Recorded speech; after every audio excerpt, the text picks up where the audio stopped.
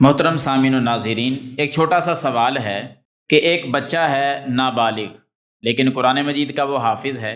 کیا ایسا حافظ جو نابالغ ہو وہ امام بن کر نماز تراویح پڑھا سکتا ہے؟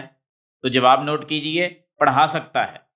صحیح البخاری کے اندر حدیث موجود ہے، صحابی رسول سیدنا عمر بن سلمہ رضی اللہ تعالی عنہ، وہ اپنا واقعہ خود بیان کرتے ہیں۔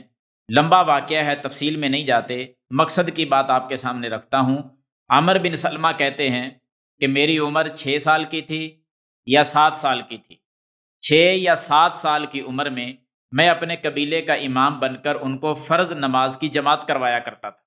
اب صحابی رسول 6 7 سال کی عمر میں لوگوں کو فرض نماز پڑھاتے تھے امام بن کر۔ تو اس حدیث سے ثابت ہوتا ہے کہ اگر بچہ باشعور ہو، رکوع سجدے کا اس کو پتہ ہو، نماز پڑھانے کا طریقہ اس کو آتا ہو اور قرآن اس کو یاد ہو، تو وہ امام بن کر نماز تراویح بھی پڑھا سکتا ہے، فرض نماز کی جماعت بھی کروا سکتا ہے۔ اس میں کسی قسم کی کوئی قباحت نہیں ہے۔ جو لوگ پابندی لگاتے ہیں وہ اپنی اصلاح کر لیں اس حدیث کی روشنی۔ اللہ تعالی ہمیں سمجھنے کی توفیق عطا فرمائے۔